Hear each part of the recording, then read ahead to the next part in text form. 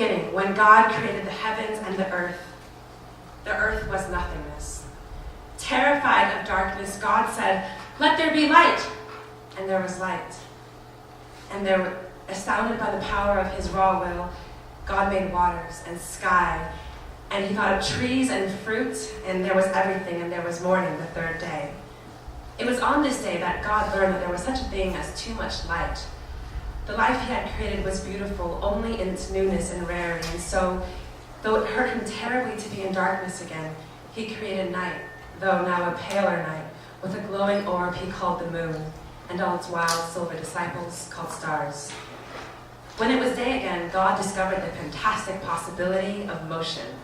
It was serendipity. He'd been admiring the stars when suddenly one of the million burst away from its place, cascading across the blackness and exploding in a shower of wet fire.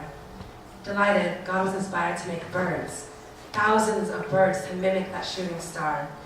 After the birds came the cows and horses and pigs and cats and dogs and even aardvarks.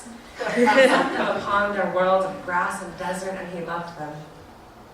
But he soon learned that they were not his. Once he had made them, they became their own, for as soon as they were born, they forgot their maker completely. They could not begin to understand God and could only spend their time on earth surviving in their worlds of grass and desert. Full of longing, God said, "I will make one less creature. He will be like me." But then he thought of something he feared, and so corrected himself. "He will be like me without my divinity, omnipotence, omniscience, immortality." Here's a list of things that humankind did inherit from God: his fear of darkness, his fear of aloneness, his fallibility, his curiosity, his hope, his desire to create, his thirst to perfect, his ambition, his pride. When God had finished making the human, his sorrow overwhelmed him. He was now closer than ever before to making something with whom he could be one, but he had erred once again.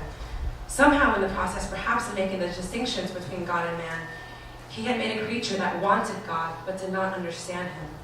God felt loved for the first time, but he realized that he would never be understood. And so, with his newest creation before him, he chose to put aside his own loneliness and do the most he could, which was to make it so that this human would not feel his own monstrous aloneness. He made woman. It turned out this was a terrible mistake. God granted man the equal that he himself could never have. As time, something else God created when he discovered that he rather enjoyed motion, passed. His generosity wavered, sometimes blurring with perverse envy. One day, when the man and woman were in each other's arms, speaking in low whispers with their honeyed voices, God, in a jealous rage of his own creations, fabricated some fantastic conflict involving a legless animal, some fruit, and nakedness. In this messy, spiteful event, he condemned the man and woman to be deeply unhappy. "I'll make humankind in my likeness," he said bitterly. Maybe it was then that the woman and the man, who now had to bind each other to the mortal labels of Eve and Adam, because they could no longer understand each other with their souls and had to do so with their minds, felt they would never again know peace, and so fell in love with the idea of it.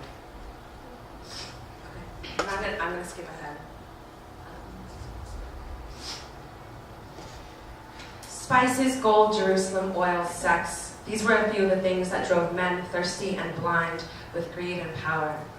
But on any given sundown, on evenings when God needed to remind himself of love, all he had to do was peek into the home of any mother rocking her child to sleep with a lullaby. He would spy the smile dancing across her eyes, the serenity washing across the baby's closed lips as she fell asleep to the soft vibrations of her mother's voice humming in her breast. The simple miracle of what he had created. Life that could beget life. Love that could beget love.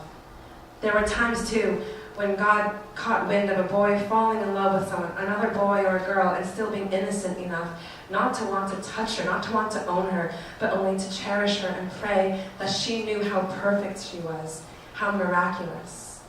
In these instances, too, God cautiously allowed himself to rejoice. How marvelous it was that a human being was able to love the way he himself could, truly without self. And the peacemakers, the freedom fighters, they too gave him reason to believe in his art. There was one man whose mysterious origins were celebrated among many as the virgin-born child of God himself. He was an extraordinarily kind man and extraordinarily in love with peace. God let himself love this one more deeply than he should have, and this boy, Jesus they called him, had the strength to accept the love he felt pouring into him from the heavens. With it, he spoke with the lonely and bettered the ill and told wise tales. He was the closest any human had ever come to understanding God. And then one day the others killed him on a crucifix, and God was never quite the same. But still, in the mothers, the young lovers, the freedom fighters, in their whispered prayers that revealed, shining and naked in the moonlight, their yearning for him, God was placated. Through them, God was reminded that although his fragile creations may never understand him, some still craved him, remembering not him, but the imprints of him like a sweet tail end of a forgotten dream.